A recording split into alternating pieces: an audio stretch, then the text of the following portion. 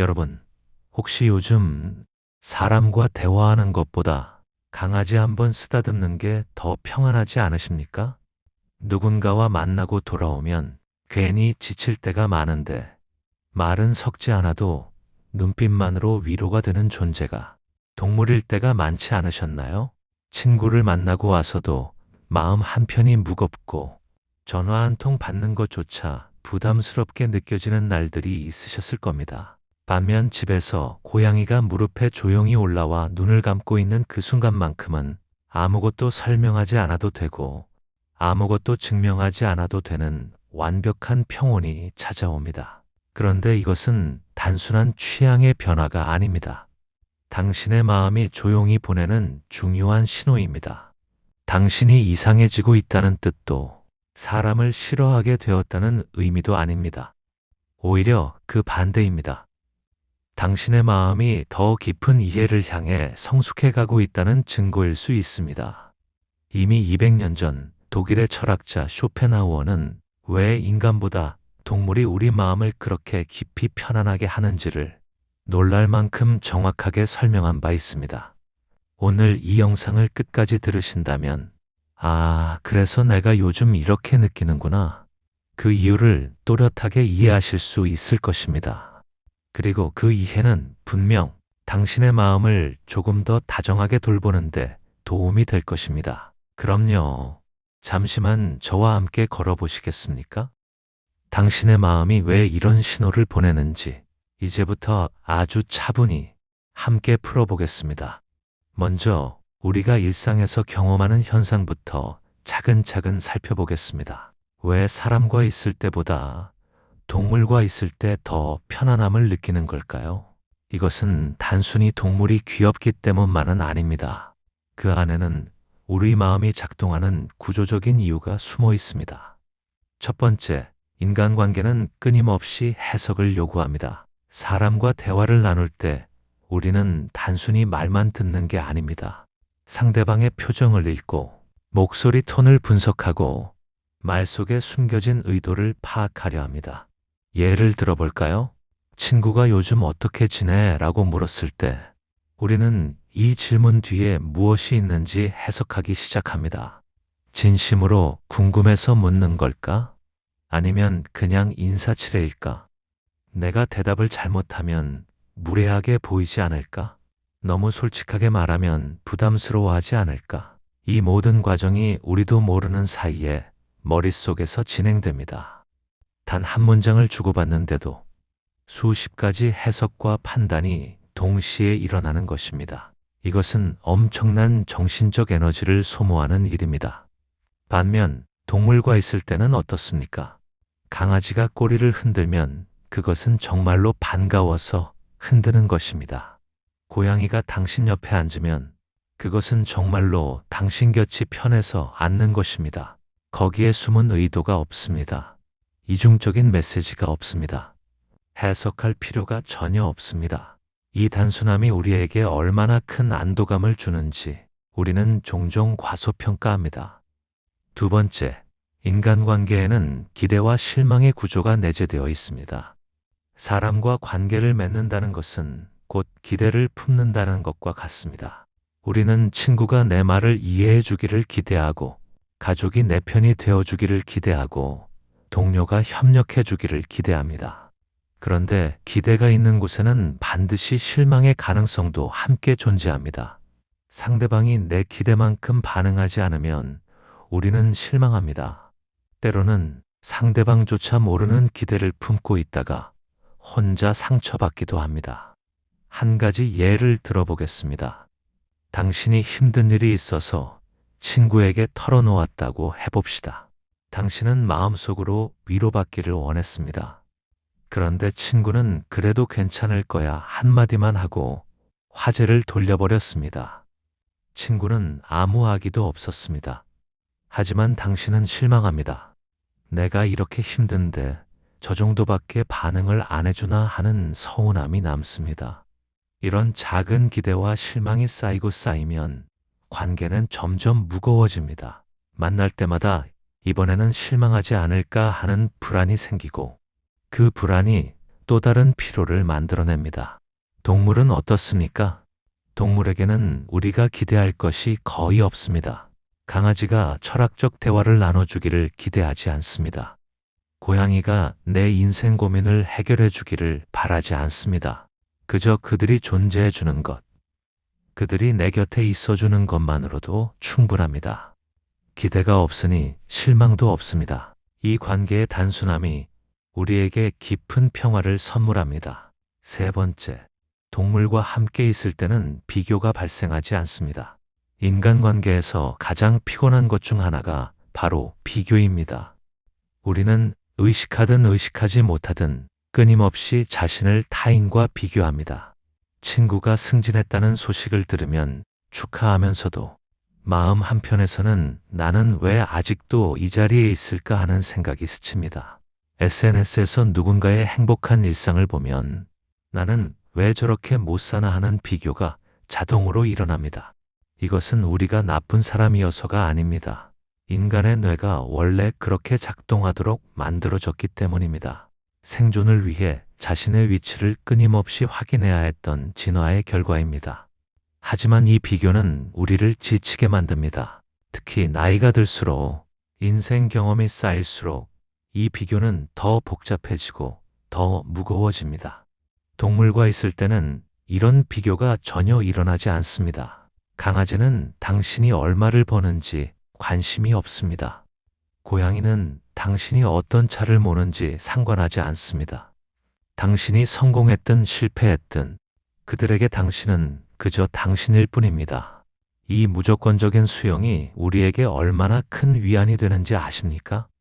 아무것도 증명하지 않아도 되는 관계, 그저 존재만으로 충분한 관계, 이것이 바로 동물이 우리에게 주는 가장 큰 선물입니다. 여기까지 들으셨다면 아마 마음속에서 아, 내가 요즘 딱 이랬는데 하는 작은 공감이 스며오셨을 겁니다. 지금 느끼고 계신 그 감정은 결코 가벼운 것이 아닙니다. 이미 당신의 마음속에서 오래전부터 자라온 신호일 수 있습니다. 그렇다면 자연스럽게 궁금해지지 않으십니까? 이런 감정을 쇼펜하우어는 어떻게 설명했을까? 이제 그 철학 속으로 천천히 함께 걸어가 보겠습니다. 이제 우리는 19세기 독일 철학자 쇼펜하우어의 사상으로 들어가 보겠습니다. 그는 서양 철학사에서 동물을 가장 깊이 존중한 철학자 중 한 명입니다. 쇼펜하우어는 그의 대표작에서 세상의 본질을 의지라고 규정했습니다. 이 의지란 살고자 하는 힘, 존재하고자 하는 근원적인 욕구를 의미합니다. 그리고 이 의지는 인간만의 것이 아니라 모든 생명체에 공통적으로 흐르는 것이라고 보았습니다. 첫째, 동물은 인간과 동일한 생명의지를 가진 존재입니다. 쇼펜하우어는 인간과 동물 사이에 본질적인 차이가 없다고 주장했습니다. 둘 다 살고자 하는 의지를 가지고 있고, 둘 다 고통을 느끼고, 둘 다 행복을 추구합니다. 단지 표현 방식이 다를 뿐입니다. 당시로서는 매우 혁명적인 사상이었습니다. 대부분의 서양 철학이 인간을 특별한 존재로, 동물을 단순한 도구나 자원으로 여기던 시대였으니까요. 하지만 쇼펜하우어는 명확히 말했습니다. 동물을 함부로 대하는 것은 같은 생명의지를 가진 존재를 해치는 것이며, 이는 도덕적으로 잘못된 일이라고요. 이 관점은 오늘날 우리가 반려동물과 맺는 관계를 이해하는데 중요한 실마리를 제공합니다. 우리가 동물에게서 위로를 받는다는 것은 단순히 귀여운 존재와 놀아서가 아닙니다. 같은 생명의 근원을 공유하는 존재와 교감하는 것입니다. 둘째, 동물은 순수하며 계산이 없습니다. 쇼펜하우어는 동물이 인간보다 더 순수한 형태로 의지를 표현한다고 보았습니다. 동물에게는 복잡한 사고나 계산이 없습니다. 배고프면 먹고, 졸리면 자고, 두려우면 피하고, 안전하면 편안해합니다. 인간처럼 이렇게 행동하면 저 사람이 날 어떻게 볼까 하는 고민이 없습니다. 내가 이것을 얻으려면 저것을 포기해야 하나 하는 복잡한 계산도 없습니다. 그저 자신의 본능과 감정에 솔직할 뿐입니다. 이 순수함이 우리에게 신선한 충격을 줍니다. 우리는 살아가면서 점점 더 많은 가면을 쓰게 됩니다. 직장에서의 나, 가족 앞에 나, 친구들 앞에 나가 모두 조금씩 다릅니다. 때로는 진짜 내가 누구인지조차 헷갈릴 때가 있습니다. 그런데 동물 앞에서는 가면을 벗어도 됩니다. 아니, 오히려 가면이 통하지 않습니다. 동물은 당신의 직함이나 재산이나 외모를 보지 않습니다. 오직 당신의 에너지와 진심을 느낄 뿐입니다. 이 앞에서 우리는 비로소 날 것 그대로의 자신이 될 수 있습니다. 셋째, 인간은 욕망과 의지가 복잡하기에 고통이 많습니다. 쇼펜하우어 철학의 핵심 중 하나는 의지가 복잡할수록 고통이 커진다는 것입니다. 인간은 단순히 배고픔을 해결하는 것으로 만족하지 않습니다. 맛있는 음식을 먹고 싶고, 분위기 좋은 곳에서 먹고 싶고, 좋은 사람과 함께 먹고 싶습니다. 인간은 단순히 살아남는 것으로 만족하지 않습니다. 의미 있게 살고 싶고, 존중받고 싶고, 사랑받고 싶고, 기억되고 싶습니다. 이 모든 욕망이 서로 얽히고 설켜 우리를 끊임없이 불안하게 만듭니다. 한 가지를 얻으면 다른 것이 부족하게 느껴지고, 어느 하나를 만족시키면 또 다른 욕구가 고개를 듭니다. 이것이 바로 쇼펜하우어가 말한 인간 고통의 구조입니다. 반면 동물의 욕구는 훨씬 단순합니다. 먹고, 자고, 안전하고, 때로 놀이를 하는 것. 이것만으로도 동물은 충분히 만족합니다. 내일을 걱정하지 않고, 과거를 후회하지 않고, 지금 이 순간에 충실합니다. 우리가 동물을 보면서 평화를 느끼는 이유가 여기에 있습니다. 동물은 우리에게 잊어버린 단순함을 상기시켜 줍니다. 복잡하게 얽힌 욕망에서 잠시 벗어나 지금 이 순간만을 온전히 느낄 수 있게 해줍니다. 혹시 지금 조금 마음이 편안해지지 않으셨습니까? 동물의 단순한 순수함과 인간의 복잡한 마음을 비교하다 보면 내가 왜 요즘 이렇게 느꼈는지 그 이유가 조금 선명해집니다. 그리고 무엇보다 이 변화는 당신만 겪는 것이 아닙니다. 많은 분들이 같은 흐름을 지나고 있습니다. 그렇다면 다음 질문이 자연스럽게 떠오릅니다. 왜 사람과의 관계는 이렇게 지치게 되는 걸까? 이제 그 핵심을 차근히 살펴보겠습니다. 조금 더 함께 가보시죠. 이제 쇼펜하우어의 의지 개념을 우리의 일상적 경험과 연결해 보겠습니다. 왜 인간관계는 그토록 우리를 피곤하게 만드는 걸까요? 첫째, 인간의 의지는 서로 충돌합니다.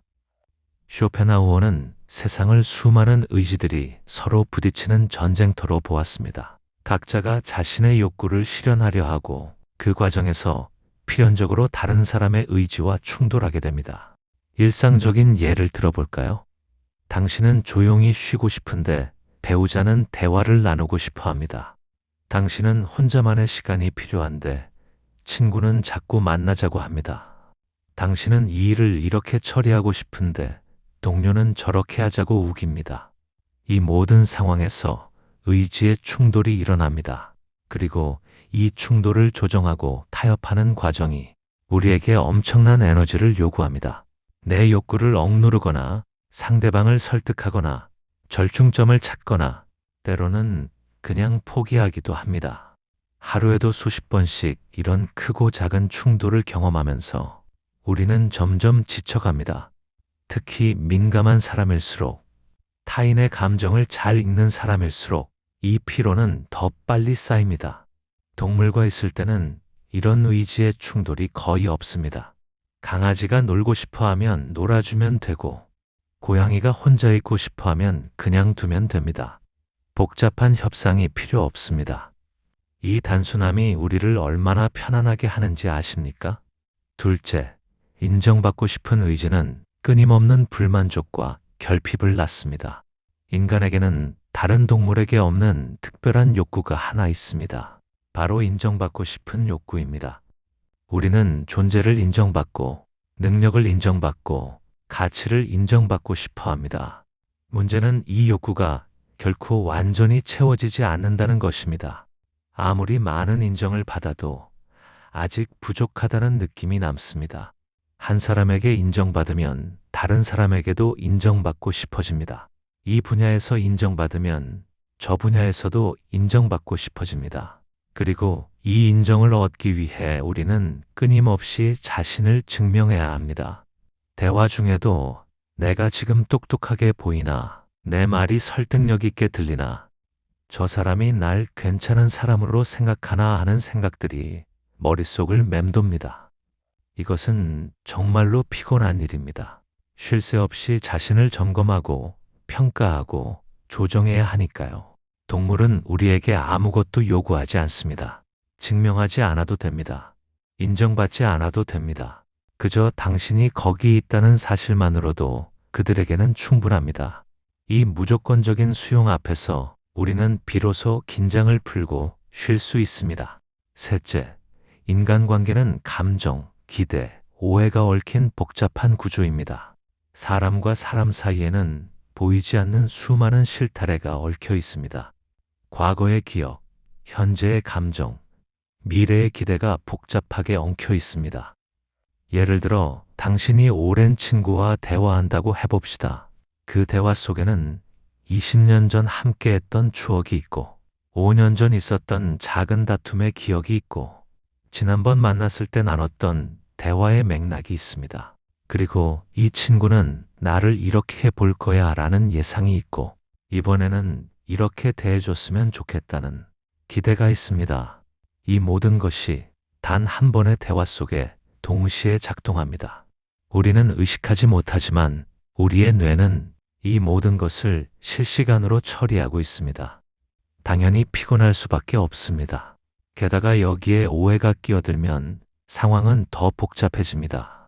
내가 한 말을 상대방이 다르게 받아들이고, 상대방이 한 행동을 내가 잘못 해석하고, 이런 작은 엇갈림들이 쌓이면서 관계는 점점 더 무거워집니다.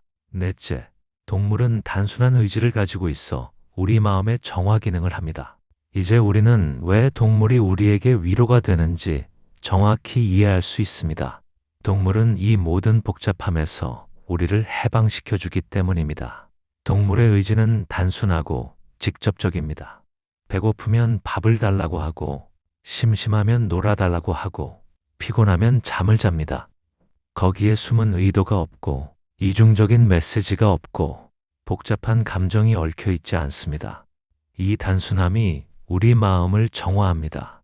마치 복잡하게 얽힌 실타래를 풀어주는 것 같습니다. 온종일 사람들 사이에서 긴장하며 지내다가 집에 와서 반려동물과 시간을 보내면 마음이 차분히 가라앉는 것을 느끼실 겁니다. 이것은 도피가 아닙니다. 회복입니다. 우리 마음이 원래의 균형을 되찾는 과정입니다.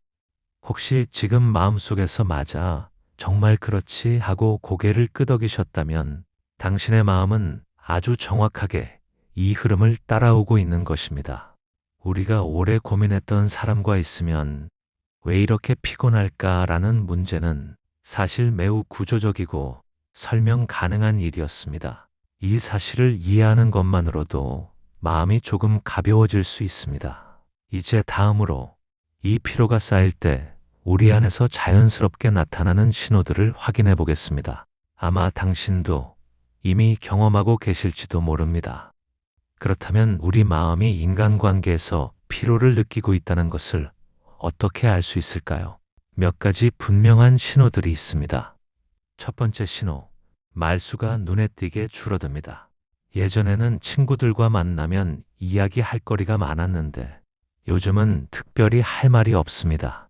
대화가 길어지면 오히려 부담스럽습니다. 상대방이 질문을 하면 최소한으로만 대답하고 빨리 끝내고 싶은 마음이 듭니다. 이것은 무례해서가 아닙니다.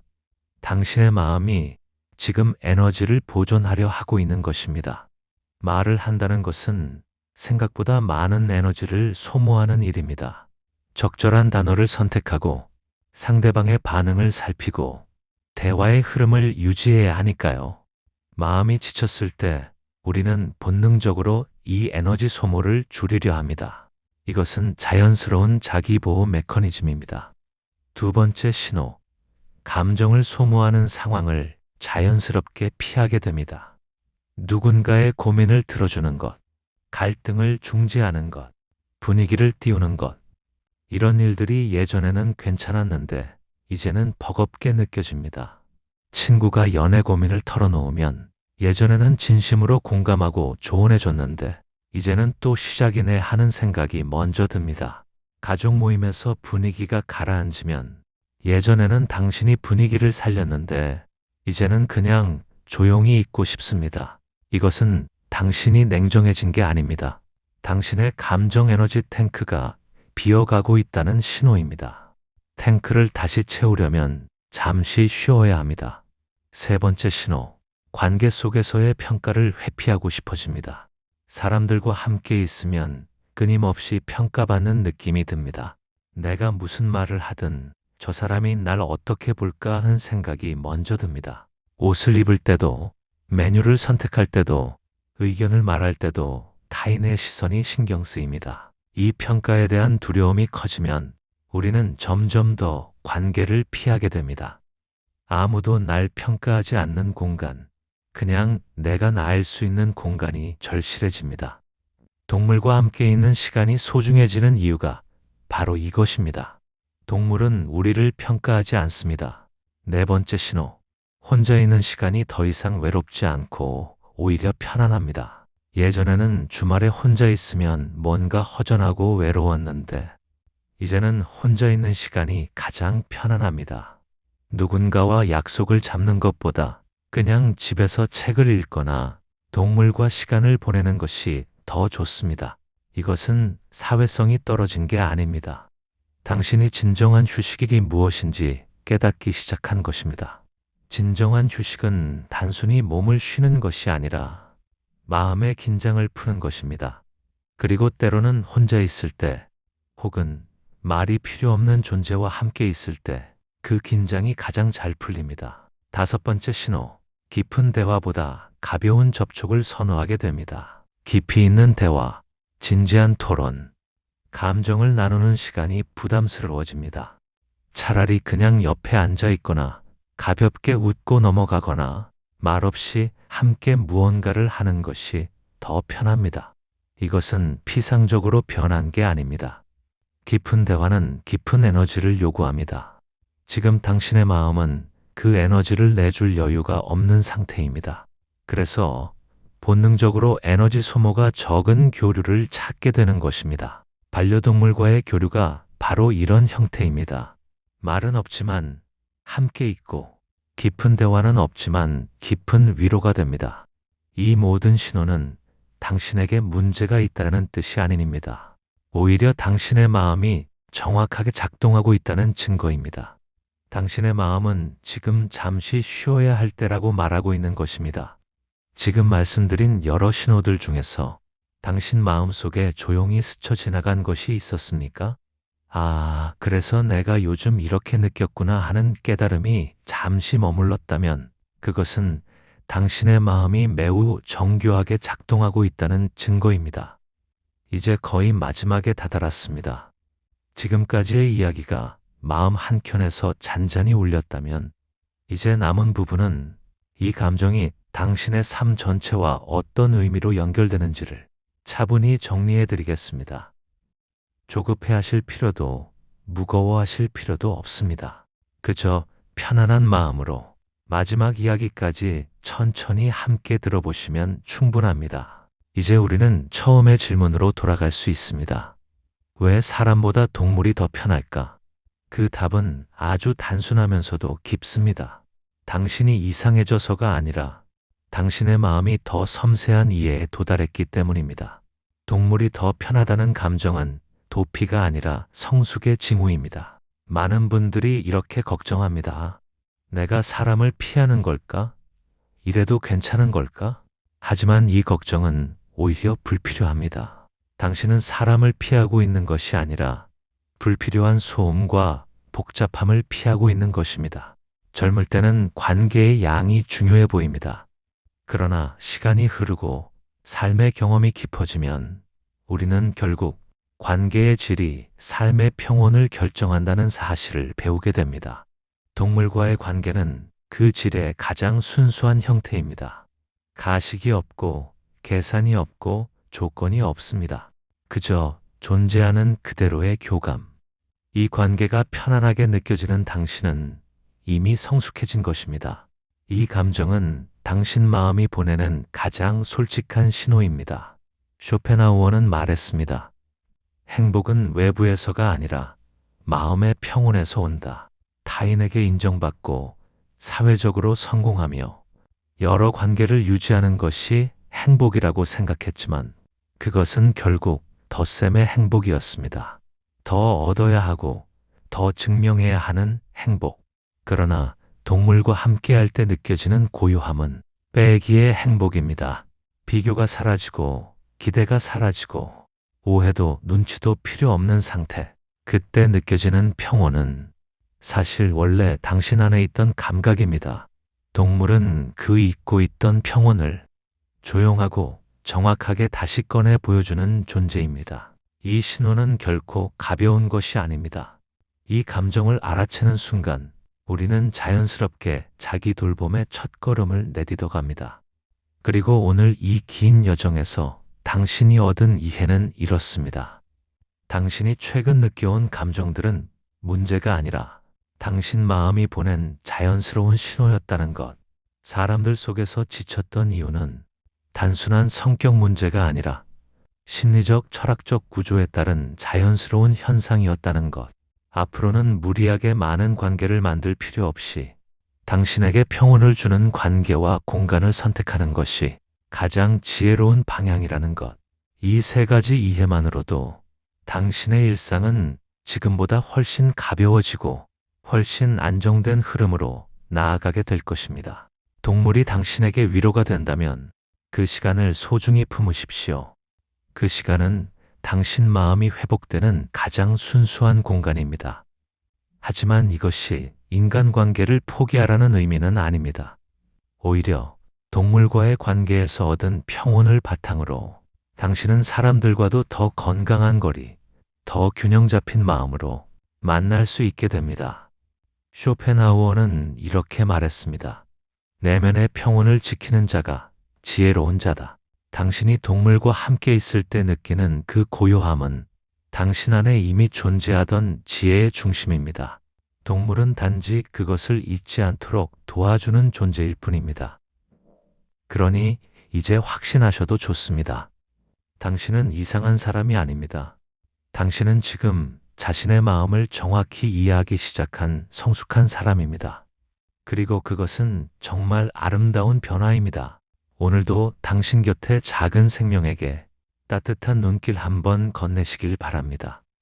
그들은 말없이 당신을 가장 깊이 이해하는 존재입니다.